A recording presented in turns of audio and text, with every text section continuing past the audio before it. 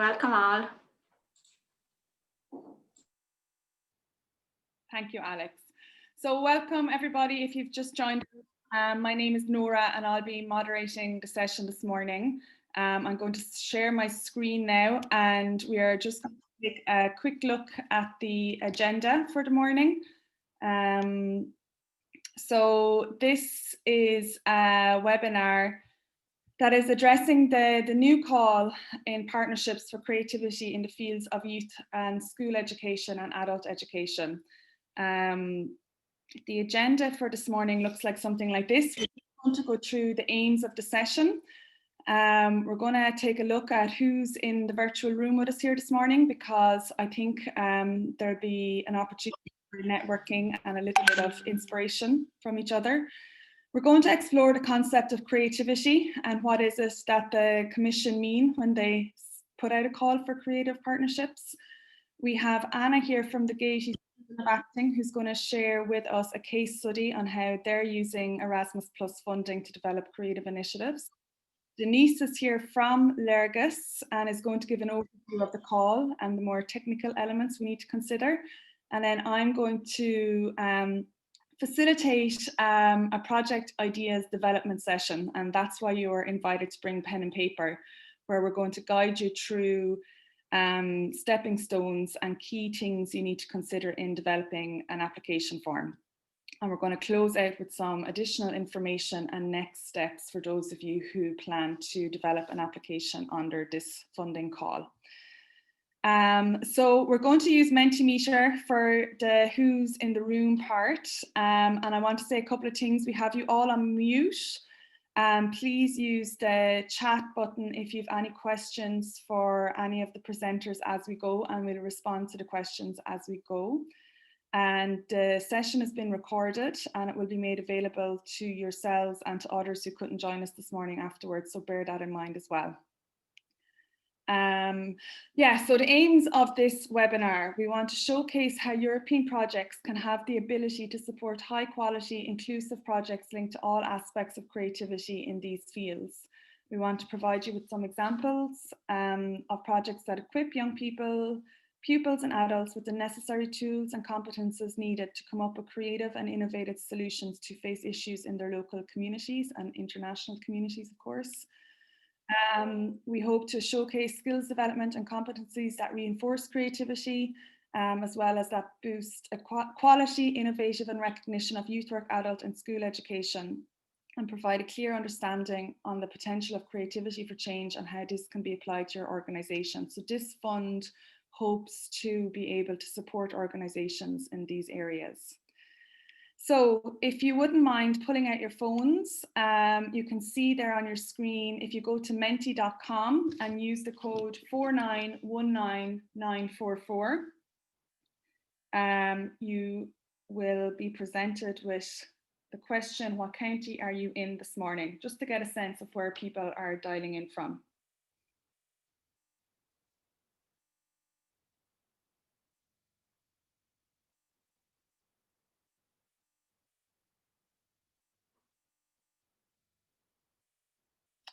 So we have Dublin, Kildare, Moore Dublin, Galway, Limerick, Cork, Leitrim. Super. Nice representation there from different parts. Carlow. Great. Okay, so welcome all of you. Nice to have people in from all around the country. Waterford is here as well. Super. So I'm going to go on to the next question, and that asks you, so you can type in, are you an Erasmus Plus newcomer, are you experienced, or are you in the middle? So you can type in one of those three options: a newcomer, experienced, or you're.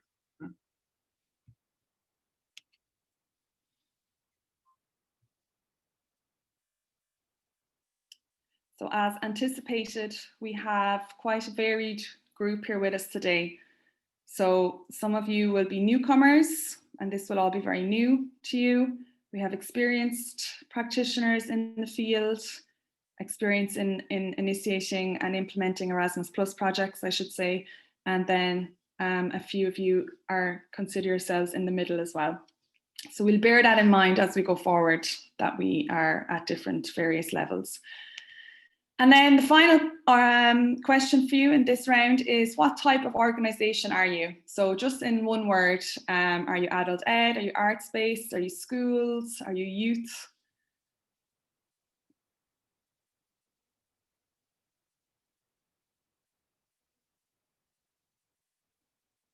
So we've higher ed, youth arts, research, CLGs, youth services, schools, community radio. Great. So we have a lovely variation of different organisations with us here this morning as well. Thank you very much. It helps us to get a sense of who's in the room in developing the inputs. Great. And I guess we wanted to spend a little bit of time this morning exploring, what does creativity mean to you? So we're going to dive in the deep end, and the next question that will come up on your Mentimeter is that, what does creativity mean to you? So it's a brainstorm. What's the first word or words that come to you when you think of this question? So it's a pretty loaded question, but do your best to give a short response if you can.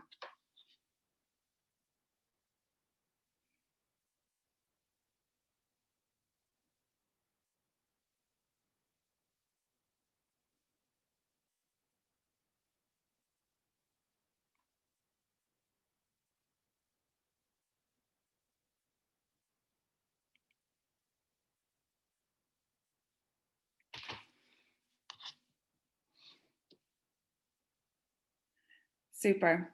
So some really great and strong concepts coming out there: innovation, inclusiveness, engaging and action learning, expression, learning by doing, openness, transform, self-expression, explore, community, diversity. So we'll see all these words coming back to us in various different contexts as we go, linked to the objectives of the call, linked to the work that you're doing on the ground, which will directly align to the application form. So thank you for that. And I guess we wanted to reiterate with you that the Commission don't provide any definition on what they mean when they put out a creative call. And I thought a couple of these concepts might resonate. So creativity is connecting the unconnected and transforming it into a masterpiece, or it's two ideas coming together to create something new, or it can be taking something simple and bringing ideas to life. And I guess there's a lot of space underneath within this call to address these concepts and make things happen. And Denise will refer to this later on as we go through the webinar. Yeah, so we have Anna with us this morning, who's very kindly made herself available to give input on the work that they're doing using Erasmus Plus funds. So Anna, do you want to, I'm going to stop sharing my screen now. Of course. And you can share your own screen there, if that's okay. Great. Thank you so much, Nora. Good morning. I'll just pull out the presentation here first. Sorry, just 1 second. I think you can see that now.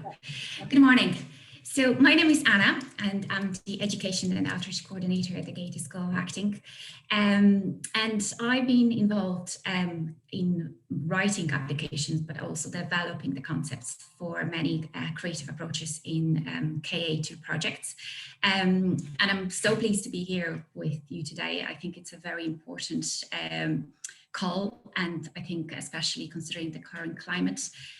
So it's fantastic to be here and to share a little bit of experience. And I could see that there is a lot of experienced people in the room as well, but there are newcomers, and you're in the middle. So maybe my kind of tips on how to really put the creativity into application, because that's probably where you are at the moment, may help you. So I'm going to briefly introduce all those projects that I've been involved from, as I said, writing application, developing the concept to implementing. So the very first one was the stage project that we developed with several partners, and we were the only creative partner. So the creativity, as you could read from the logo, it was sociodrama. So we were kind of using the new approach in tackling ageism and preventing abuse, and that was the adult education. And then we moved on to Grow from Seeds, which was the school field. So I'm actually going to present all of the fields that are required for the school. So the Grow from Seeds was intercultural education in primary schools. And again, the main kind of driver was the creativity. It was more exploring creative drama, applied drama, storytelling and performing arts in equipping teachers and ultimately educating children in interculturalism and intercultural skills. Creative was the youth field, which was mainly equipping young people from disadvantaged background and empowering them to become more involved in the volunteering. But the approaches that we took, it was more about drama and the tool as a form of training them and empowering them and teaming them up with mentors, which were the older people. So it was a little bit of intergenerational approach blended with the creative approach. The 2 Moons is the project under adult field. This was documentary theatre in support and impactful stories in educating older people in the human rights. The Story to Remember, it's adult field and it's still ongoing. And that's the storytelling in supporting carers caring for people living with dementia and Alzheimer. And the last and not least is the ISTEM that has been just funded in the March call. And we started on the 1st of September. That's the I stands for Inclusive Education in STEM Disciplines for Post-Primary Schools. So it's a school field. And it's mainly exploring improvisation and humorous discourse in empowering students and empowering teachers in improving the inclusiveness in STEM disciplines. So they're briefly the projects that we developed under the umbrella of Erasmus+. And so what is really the creativity in the project? And I think that's a big question, especially when you're approaching your partners.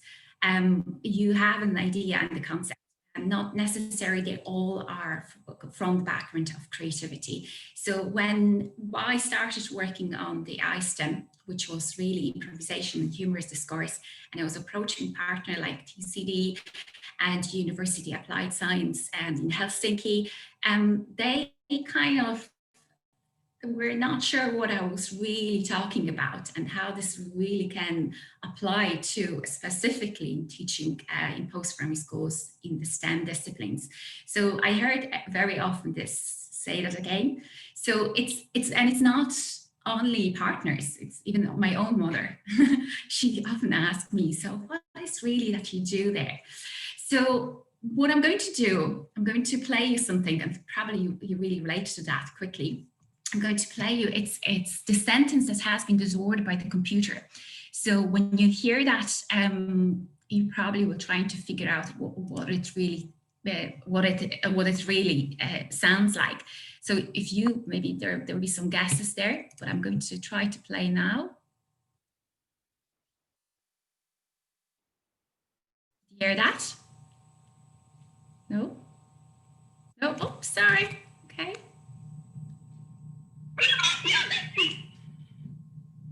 Yes, okay. I'll maybe put it a little bit louder. This doesn't make any sense, yeah? No, it's completely disordered. But if you play that, that will be the answer. There's coffee on that seat.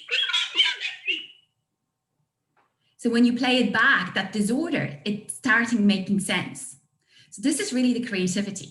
So halfway of the project, most partners came to me and said, like, Anna, that totally makes sense. And especially when we were implementing the Grow from Seeds, which was for the primary schools, and the principal, Kildare Educate Together, who was at the training, it was a staff training, and he came to me, which was nearly the end of the project, and he said, Anna, that totally makes sense. So often the creativity is a process. And by the time you really expand on that concept, you have to have a very kind of good idea how this is going to be developed, especially if it goes about application. So, and I'm saying that because we were successful in many of those projects, but there were a lot of projects that we were not successful. And the reason being was that we didn't really clarify what that creativity was. So it wasn't that we were quite definite in terms of how this is going to work. So I'm just highlighting that more kind of for you to think about how you're going to really explain that creative element, because it's not easy. As I said, it's a process. So it's not something that it's already developed. Yes, you are going to use probably techniques and approaches that are there, and maybe moving them to the field that never been before, and testing really. But I think once you're approaching the partners, you need to be quite clear about what you're going to say to them and what they're going to be and how they're going to be involved.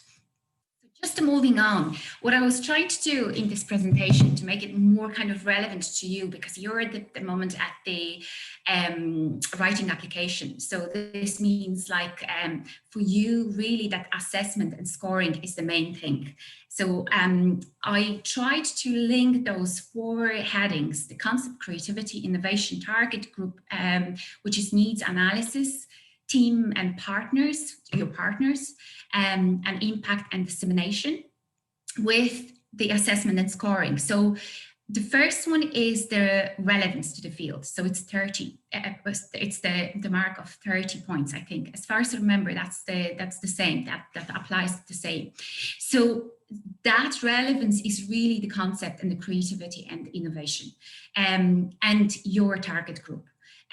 Because you need to really focus on your target group and whether they are linking to the field, whether it's the youth or adult ed or whether it's the school. So once you have very definite idea of who is your target group, you need to really put the focus on them and try to, and the application is pretty long. So you may feel like you're repeating yourself. But that's fine, because it's a reminder for you, but also for your assessor. You need to bear in mind as well that the assessors, and from the experience that we had, that they may not have knowledge in either creativity or the field or expertise that you are putting forward in the application. So you need to be quite clear how this is really going to affect your target group. And in terms of the rest, so the next one was the quality of project and design, quality of project design, which is again 30. It's quite a high scoring. So that's really nearly everything except the impact and dissemination. So it is your concept, your target group and team, and really the implementation of the project. Then the quality of the project team is separate, so it's the 20 points, and I think that's as well very crucial, because you are going to bring to the project partners who has the expertise and experience and knowledge as well in different in the field. So, and the last is the impact and dissemination, which is as well quite high, is divided. It's a very last part of the application, and you might feel like you completely, like you said so much that you're running out of all the ideas what you're going to put in the impact and dissemination. But try to, maybe when you write the application, try to move from the top to the bottom, so there is a balance, and once you are in the middle, that will kind of connect together. So I'll just quickly move to the next one, which is the concept and the creativity. And I've also worked as lecturer and postdoc researcher with UCD, with the School of Art History and Cultural Policy. And I've been working on a 5-year project under Creative Europe and worked with technical partners, so digital partners. And what I've really liked about the idea of how things are going to work for the project, they always ask us for the proof of concept. And I think that's really working. Because once you have the proof of concept, your idea, or you had the chance to really test something, it doesn't have to be the large scale. It can be like a small group that you test the concept. It's good to show that in the application. And what the technical partners always say, always verify that concept that has practical potential. And that practical potentials are your target group, because you always come back in the application to your target group, how this is going to really, how this is going to make the impact on your target group. What is really important as well, to show that and demonstrate the functionality and impact on your target group. Because yeah, at the end, they are going to be the end users. So whether you are involving teachers and students as well, you need to show both sides, how this is going to really work on them. And what I would suggest as well, you may have fantastic ideas, and I'm sure you have plenty of ideas out there for this call, but I would suggest to do a deep research, because we had wonderful ideas in terms of the project, but there were already a lot of projects that use similar approaches. So what you really want to show as well, it's innovation. It's something new and never been done before, or has been done on a small scale, not maybe on the European scale, and justify the fact that this is exactly across Europe, because you want to use partners who has the knowledge and expertise in certain field. And again, target group, always come back to them.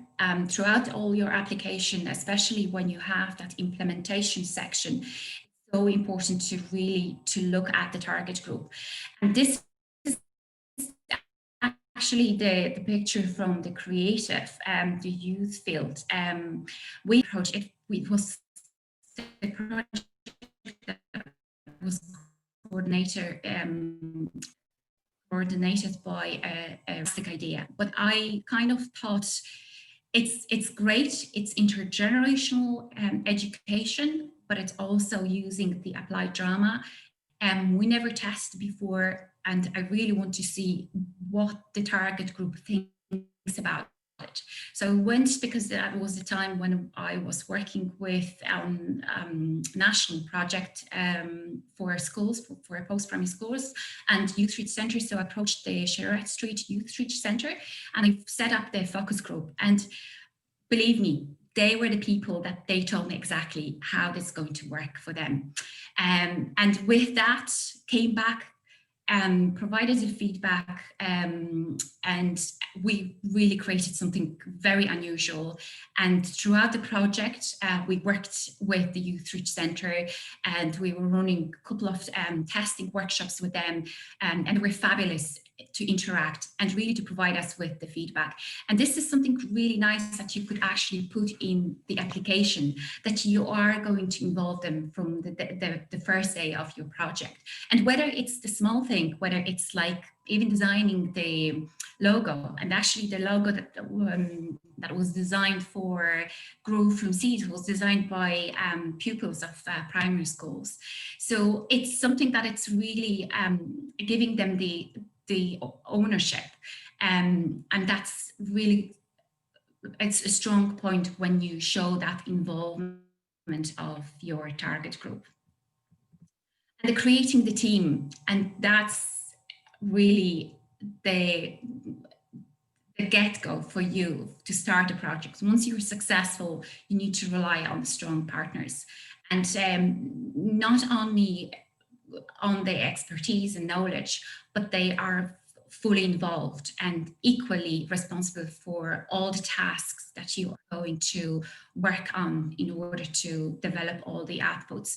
And this is really, again, from the experience that we had, that sharing equal responsibility on leading outputs for each partner, again, creates this kind of ownership, and they really are committed to the project. And it's a 2-year project, so it's a long journey for the projects. So you really need to make sure that they are backing you up, and that they're the people that are actually going to deliver anything that you said in the application. So, and show their expertise and skills as well. That's so important, because if you don't show that, the assessor may question that, why they're there. You just need to explain that really well in terms of your partnership and the purpose of the partnership, really. The last one is impact and dissemination. And as I said, it's the very end of the application where you can't look at the application anymore, and you just want to finish and click submit. But this is so, so important. This is your end result. These are your stakeholders. And the very first application, when we had a section, associated partners, kind of try to avoid that section, just to say like, yeah, there would be a couple of partners involved. But no, you need to think about who those associated partners are. They are the people that are going to help you. And they're the people that they're going to support you as well.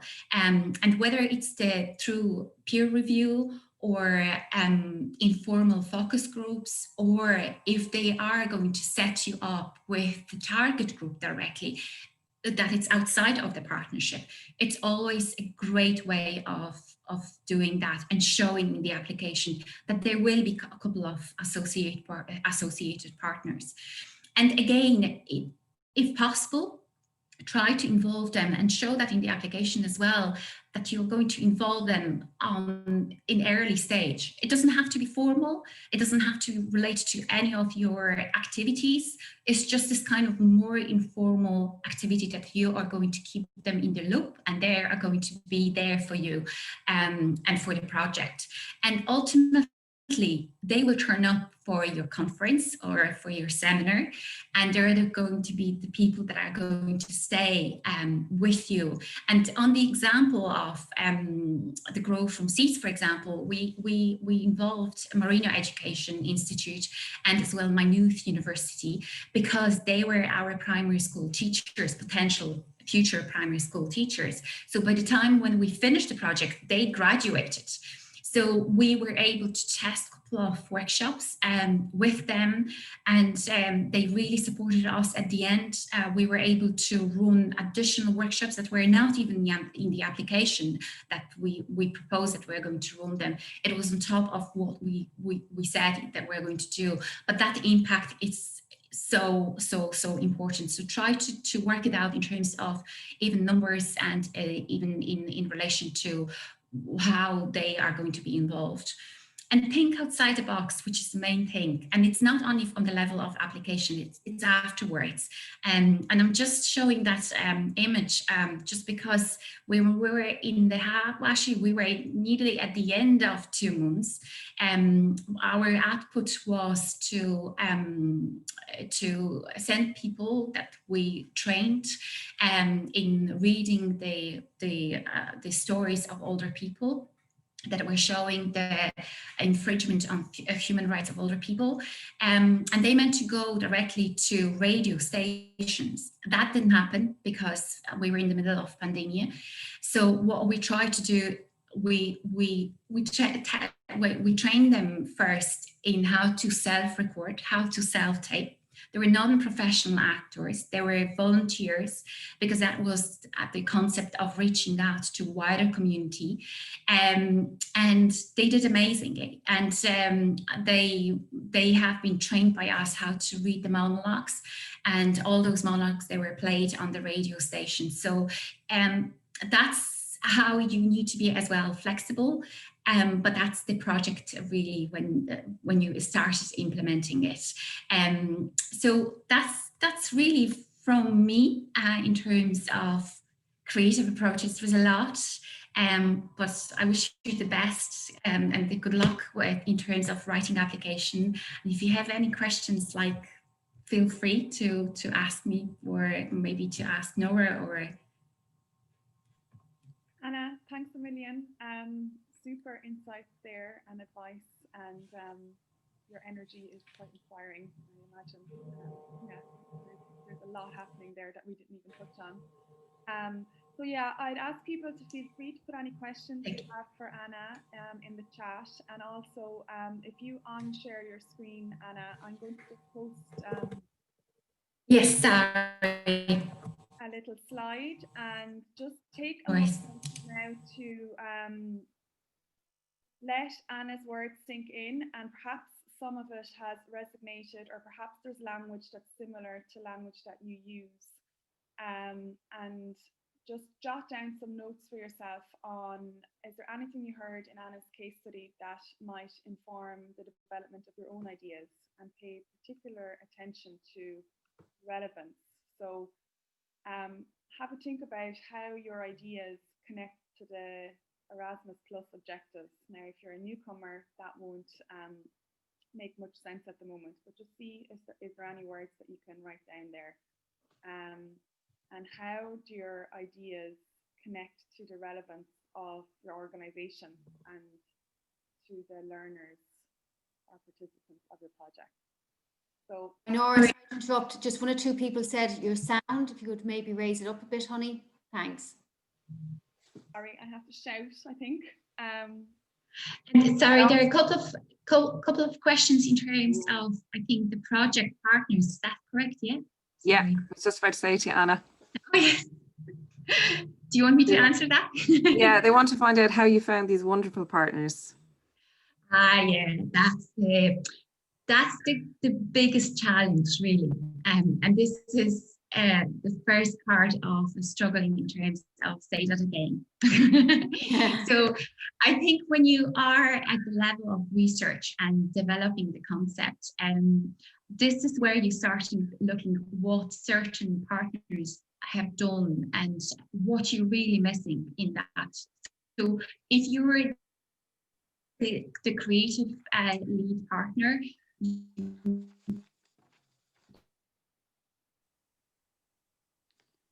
I think we've lost Anna. You actually looking for people that if you're applying under school. Sorry. Can you hear me now? Yeah. Hello? Yeah. Yeah. I hear you now. Okay, sorry, I'm back. Sorry. Okay. Great. So yeah, I'm back again. Yeah, it's going in and out, Anna. Oh, sorry. I'll try to move. Maybe, Anna, you could respond to some of the questions in the chat, and we can come back to you later on if we resolve the internet issue. And next up, we have Denise, who is going to share with us some of the aspects of this call that you need to be made aware of. So, Denise, I'm going to share your slides for you now, and you can take the seat. Is that okay? Yeah, that's fine.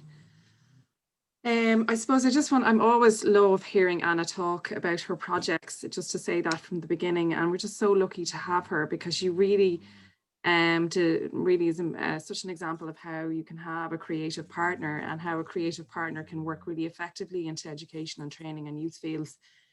And I suppose her description around how creativity is a process and how thinking about the practical potential of what your project can do for the target group and being very clear about your target group I think is really valuable message to take from, I suppose, what she was talking about today.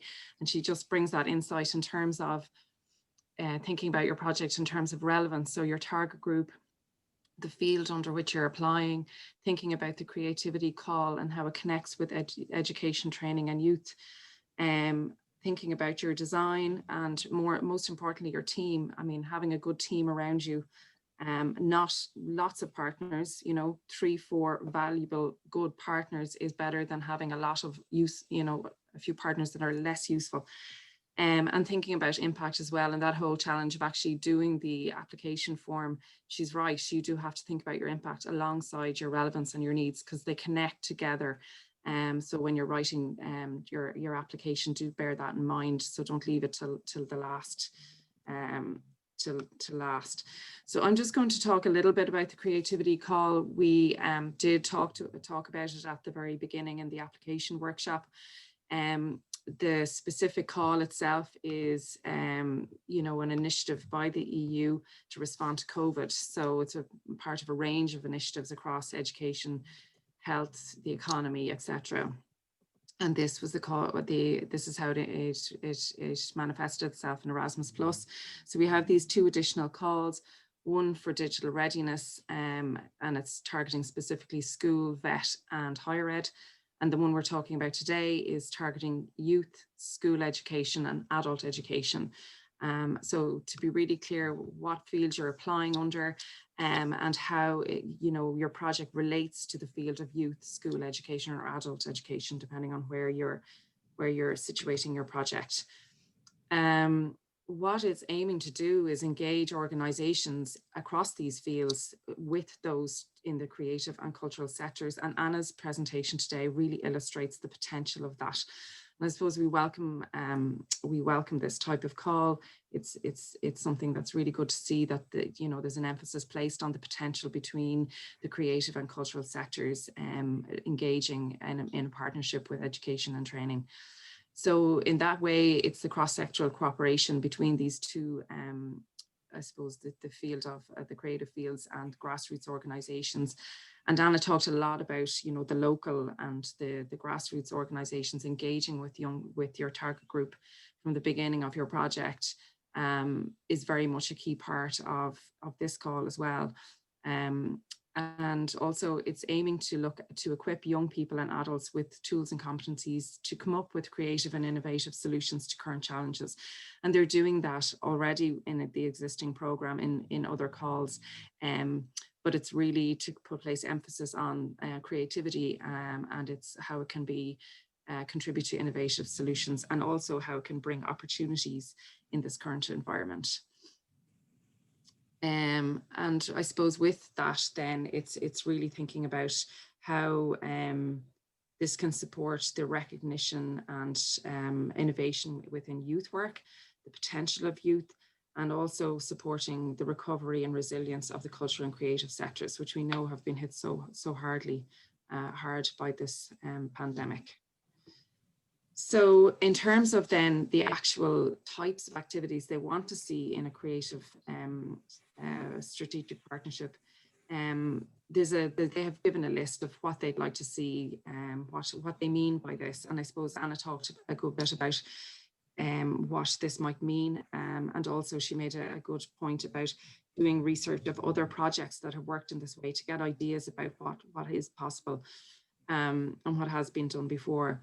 So the call itself aims to support activities that reinforce aspects of creativity in the non-formal and formal education by enhancing, as I said, skills and competencies.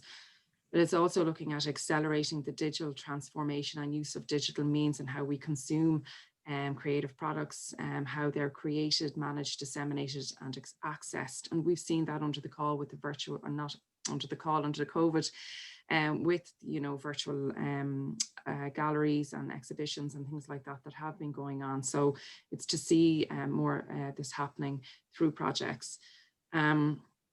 Activities that support and promote active citizenship and social inclusion through the arts, particularly with young people, and activities that nurture talents and foster entrepreneurship, including social entrepreneurship in the cultural and creative domains. And then also learning tools, resources, materials, and training modules that support creativity, cultural and multiculturalism. I suppose just to say, not all of these will speak to your project. Some will speak to your project more than others. Your project may be focused on, for example, developing tools, resources, or materials related to the topic, but it also could be to do with what I spoke about earlier in terms of the digital aspect. So there's different activities outlined here are suggestions, and obviously not, it's non-exhaustive. So also artistic and cultural initiatives with an educational dimension are aimed at raising awareness on societal issues and European matters. So theatres, plays, exhibitions, music performances, etc. And as with all projects, they're established to reinforce our networks across Europe, our sharing across Europe, and new collaborative models, notably through virtual means, stimulating intercultural engagement and flourishing of creative mindsets among citizens. And lastly, they've suggested their transnational mobility activities that promote learning in creative spaces and cultural heritage sites, including creative residencies for artists and creators in the fields of non-formal, formal education and youth work. And in terms of cultural heritage, this has been a feature of Erasmus Plus program for about 3 years now as a priority, a horizontal priority. So they've elaborated on it here in terms of the use of creative spaces and obviously, and also the creative residencies for artists and creators, which is really, I suppose, really positive to see. So these are kind of, as I said, non-exhaustive, but they're suggestions around what they'd like to see happening through the projects. And we would envisage that this theme will probably continue into the new program, I would imagine. Even, you know, it might be just under this call, but I would imagine it will continue under the new program, given the attention that's being given to it here. So that's it from me. Oh, do you want me to add to this? So I suppose just to remind you that the duration of a project is between 12 and 24 months, and in the field of youth between 6 and 24 months. Thanks a million, Denise. Does anybody have any questions for Denise at this stage? You can unmute yourself and ask, or if you prefer to put it in the chat, you can also.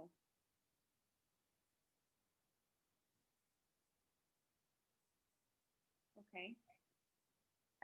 We'll move on. So the next part of our webinar, can you hear me okay? Yeah. The next part of the webinar really is to give space for yourselves now to elaborate on an idea for a project that you might have in view of applying under this deadline, or perhaps even one of the deadlines that will be announced next year.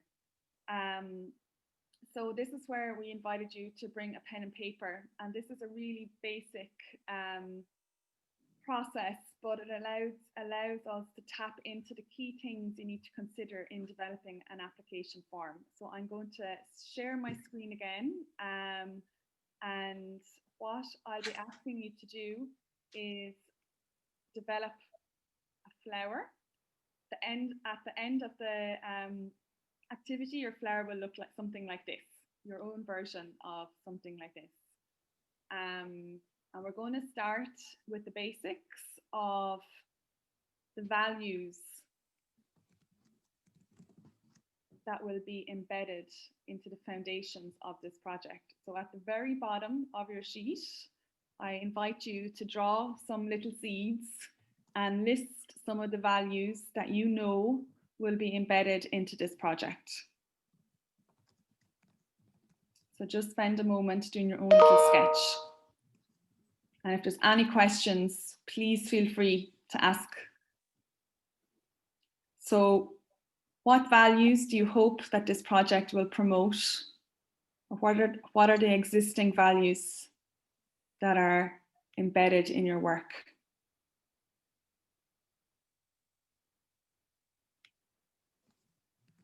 And Eleanor, I see your question pop up there, so we'll come back to that towards the end of the session. Okay, so if you can list a couple of values in the seeds of your flower, and we're going to move on then. And the next step is to go right up into the center of your petals and think about the need. So what need or challenge would you like to address under this call? So try and shape a statement around what that need might be. So Peter, you're saying you can't access the page. So we had sent out an email just to bring along a page or a note or something to have at your own table and to sketch it out yourself beside your computer, if that makes sense.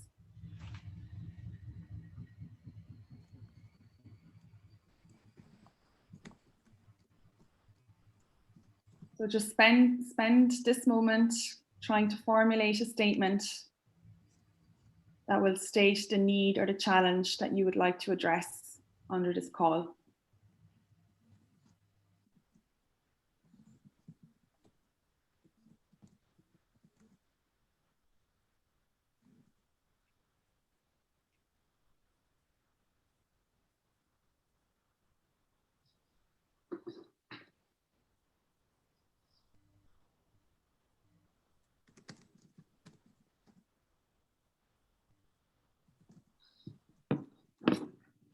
Okay, so just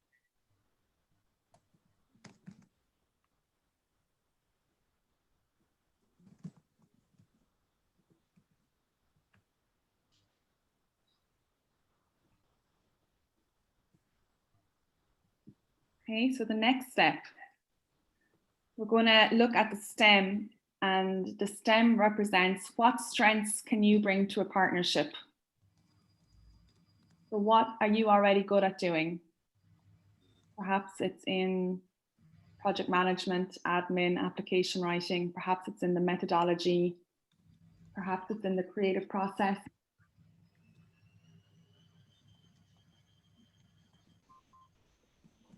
So just name some of your strengths. What do you have that you can share with others, with your international partners?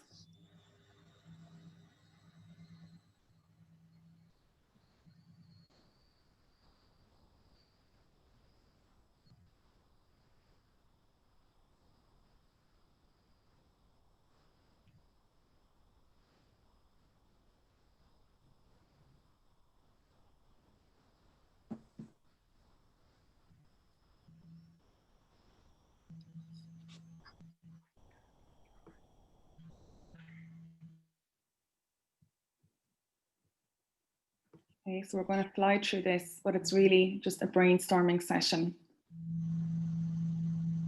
So the next step, we're going to add a leaf to your flower. And this is really looking at, so you've acknowledged that you can contribute to an international cooperation, but what can you gain from it? And what's the added value of the European dimension and international cooperation? Jot down some notes on that.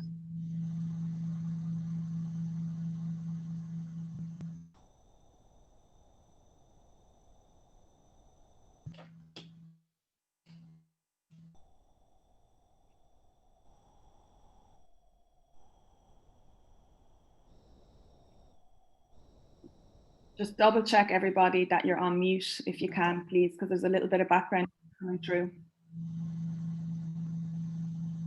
Alex, I might ask you just to check. Thank you. So on your leaf, think about the added value of the European dimension. And how can this help nurture your ideas and bring your project forward? Okay, so the next step is to take a look at your first leaf. So you're going to have 4 leaves in total. So in your first leaf, we're looking at the who, the when, and the where. So who might this project be working with? So think about your learners, think about the staff, think about who your partners might be, and are there any other key stakeholders? So just jot down notes.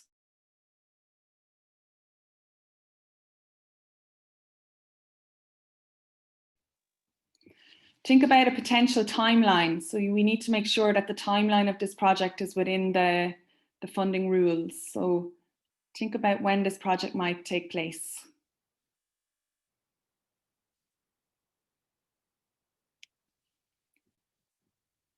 And perhaps even at this stage, think about where they might take place. Given the pandemic context that we're in, there's a lot of uncertainty about mobility. So perhaps you need to consider more virtual activities.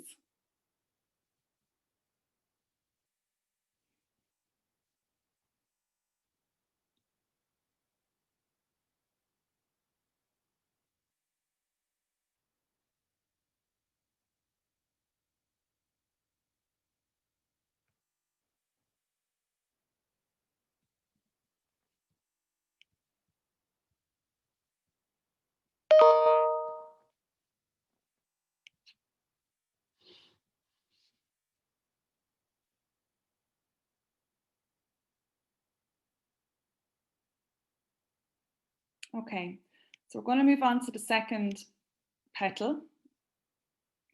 And the second petal is looking at the how. So questions that come up in the application form ask you to demonstrate how you will project manage. So you have to be able to narrate a response to how you demonstrate good capacity for project management. Things like, how will you meet your objectives? How will you support your learners? How will you evaluate the impact and disseminate results?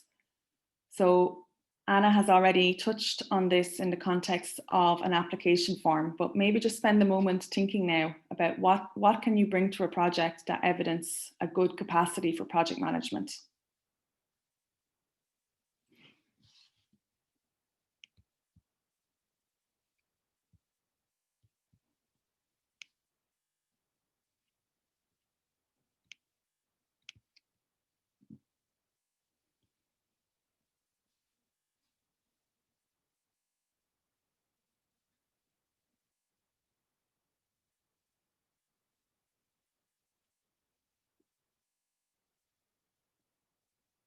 So there's a lot of material to consider in the how your project can happen.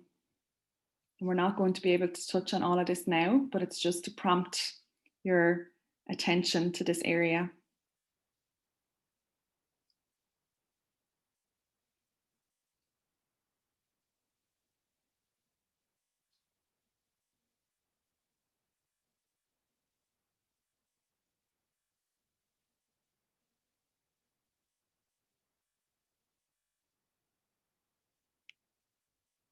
Okay, so the third leaf, the why of your project. So this links back into a little bit your need that's at the core of your flower. Why is this project necessary? What's it responding to? And this is where relevance is important. So how is it relevant to the aims and objectives of the call, to your target groups, to your organizational needs, and what societal need are you addressing? What's your motivation to develop it?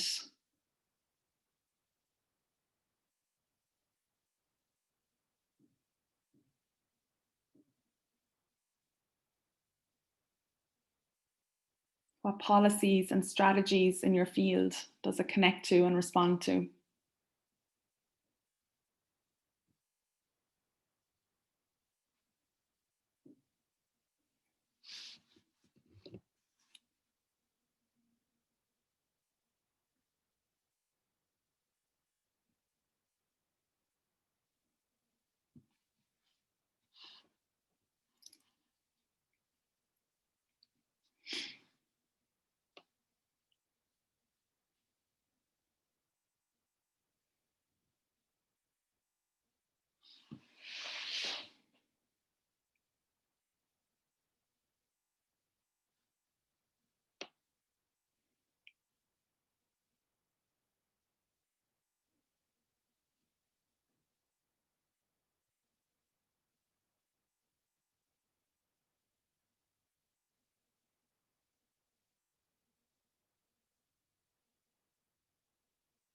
Okay, and the fourth flower is looking at the what.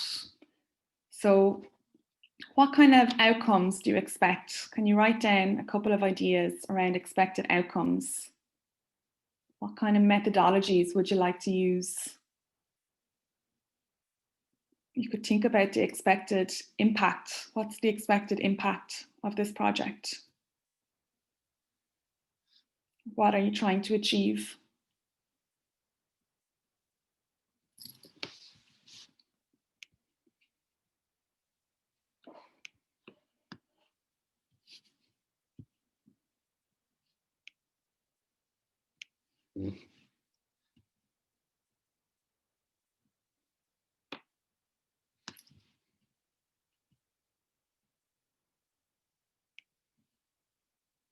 So I'm just going to ask you to spend a minute having a look at your flower. We have a whole garden of flowers now amongst us in the room. And just see, is it supporting you to formulate an idea that you could present to someone, that you could articulate?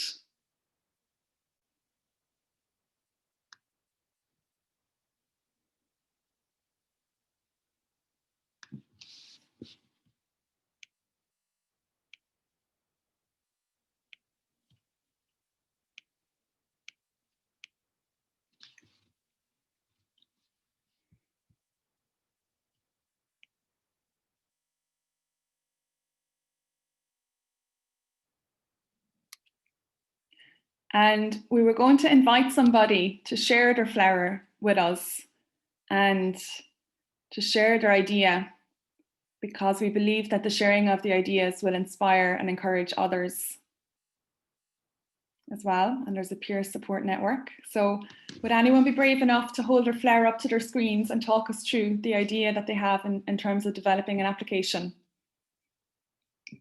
We have a room full of creatives here, so hopefully someone will be brave enough to share their flower. And even if you don't want to turn on your camera, you can. Oh, Lorenz has a flower. It's beautiful. You've got colours as well. Lorenz, would you unmute yourself and give us an overview of your project idea, please, in 2 minutes? Yeah, I was thinking of doing a storytelling exercise with the youth project within Anoiga, and using maybe Feroiga and Gashka to implement it that way as partners. But it'll take a monumental task of project managing remotely. So I'll have to get all the players on one call and try and get the next stage. I don't know if it's possible within this year because the deadline is very tight. It might be a possible thing that I can plan for next year, but at least I have that mind map, or this thing, which has helped a lot because it has focused all those who, what, when, why, and how on one page, and using either my strength as creative communicator and admin to hopefully find a project manager or identify a project manager within Ireland and some other EU countries. Like I'm involved with another couple of projects within the EU. So there are a lot of teachers in Italy and in Spain that would be interested in this. I could reach out to them as well.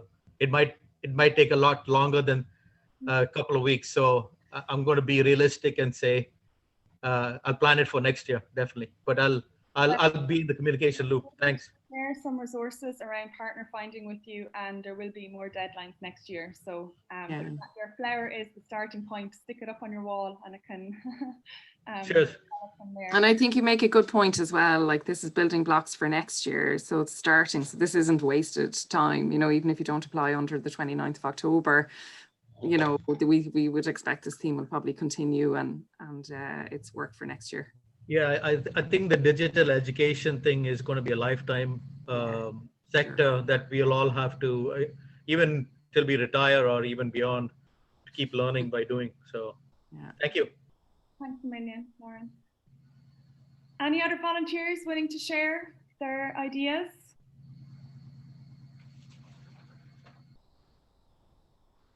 Yay. Sally. let me unmute. Can you hear me okay? Thanks, Sally. You're very good. Yeah. Okay, so I want to talk about this because I don't know whether it fits into this funding. Our plan is last year we were involved, we finished a project called Impact that is looking into ethical media training.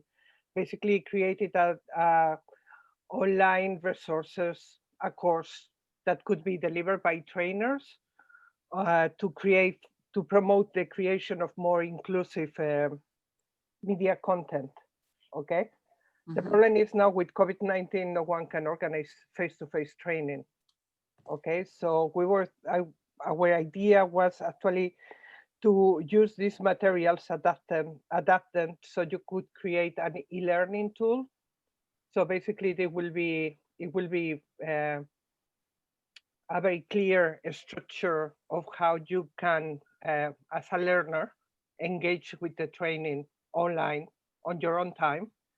And it will be kind of blended training because it will also have interaction by a trainer, also using digital means, so Zoom or some other kind of platforms to support this learning. So obviously it worries me because I don't know how much creative is this. Obviously it's innovative because there is no training like that. There is not ethical media content training online on an e-learning tool. But it's obviously addressing adults more than trainers this time because the product is going to go directly to the adults. Yeah, and it's trying to kind of find a solution to the challenge that is this impossibility of face-to-face training at the moment, and we don't know how long it's going to last. And anyway, even if hopefully everything changes and we can meet again, it's going to be a resource there that will facilitate the delivery of this training to adults or young adults that want to engage into media production. So does this fit into this? Yeah, you make an interesting point there, Sally, you know, in terms of like how we view media. And I suppose I'm looking there at the call around how one of the activities is measures to accelerate digital transformation and use of digital means around how creative products, cultural goods and events are created and consumed. So if you look at the media and the kind of programs that Near FM do, you are these are cultural, you know, activities, and they're viewed in that way. But if you want to have a chat about it a little bit more and kind of, I'm happy to do that with you. But I definitely think that the call is broad enough. It's just about you looking at the call carefully and taking pieces from it and elaborating on it in relation to your into your work in your. Yeah, probably it will be very much reflected on the impact, because obviously part of the impact is that the people trained will be then produce a creative content, that it could be a drama program or it could be a music program, but they will have this inclusive diversity kind of background and knowledge. So it's contributing to diversity. Yeah, no, I definitely think it would fit under creativity. But if you want to talk about that, I'm happy. Okay, thank you. That's me. Sharing. We have time for one more sharing. If anybody's up for showing us your flair or sharing a little bit about your idea. Unfortunately, I had to type stuff onto my computer. I can't actually draw. So just in terms of the idea is that we're opening an online disability arts gallery on the independent living movement. So what our idea is how a youth section to the gallery and create a program or create creative workshops via Zoom. Which we have a youth collective every Wednesday night, and they're interested in doing exploring disability arts movements. to express the lived experience. So that idea of developing a creative program with young people, with the young members, and exhibiting on a brand new. It's called the Invisible Shadow Gallery. That's it's a dedicated online disability art gallery. Would that idea fit into the general? It seems to fit into a lot of the headings. Yeah. I think Absolutely. the concept of an online gallery is super, and there's scope now to link in with international partners, and have international artists exhibit on this gallery as well. And I think, given the times we're in, this call is to address the pandemic situation. So I think it's a really interesting idea. Yeah, thanks a lot. Yeah. Yeah, absolutely. And it's like Sally, I suppose it's similar in terms of looking at how the digital can support how we consume and be creative, and how that can allow more access to the arts for young people. Just a quick question on it. When we talk about young people, we talk about young adults 15 to 26 in terms of disabled people taking on board some disabled people, the later development in terms of teenage years. Is the age group 15 to 26? It is, yeah. Yeah. So I suppose the main principle with youth is that it's voluntary, so that the young people are coming there of their own. They're not. It's not formal. So and it's 13 to 30. Good. Oh, brilliant. Yeah. Thanks. Okay. So are there any other questions or contributions at this stage? No. Okay. I'm going to go back to my screen share for the final slide. And this is a reminder that the deadline under this call is the 29th of October, so it's 11 a.m. Irish time. And to bear in mind, that's for projects starting between the 1st of March and the 30th of June of 2021. So application workshop took place on the 22nd of September that would have supported applications under this call. So that the order of I guess you being here today, it's come after the application workshop, but that has been recorded, and we'll send out the recording to you in the follow-up email. And the same goes for the digital education call, because perhaps some projects might be more aligned to the call under digital education than this creative partnerships call. So we'll send you those out as resources. The team in Lergus have scheduled 2 other workshops that will be of support to you if you plan on submitting under this deadline on the 29th of October. So there's a budget and finance workshop, and there's an open house workshop, which will be another space to share your ideas and get some feedback. And Denise and Deirdre's contacts are there to contact directly in Lergus as well. Denise and Dee, do you want to say anything before we wrap up? No, for me, I just want to say thanks to everybody for their interest. Also to Anna for that really, really, I suppose, appropriate input. She would have got a lot from that. And I suppose that we are there to talk to and to email and to kind of consult with us around this call. And then obviously we hope to see you coming in for the new program as well, because we're starting to promote that later this year. And that's, if it's not this deadline, this work is not wasted. You can think about the next deadline coming up under the new program. But just shoot us an email, and we'll support you as much as we can. Yeah, and we'll send out all the contact details in the follow-up email. And in the meantime, pin your flowers up to your walls, and perhaps the ideas will develop further.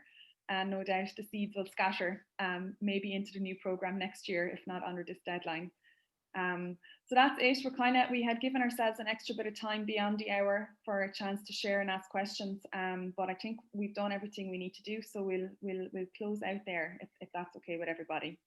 Thanks a million, Nora. That was great. Thank you. Thanks, again, big thanks to Anna. Thanks, Anna. No problem. Thank you. It was lovely to meet you all. Thank you. Thank you. Ciao for now.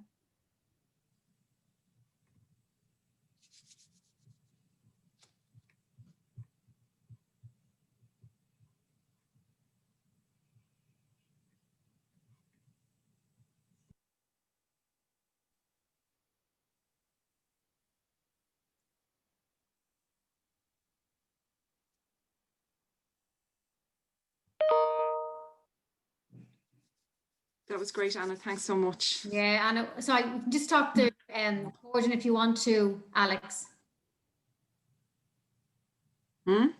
Just stop the recording. Yeah. Guys, well done.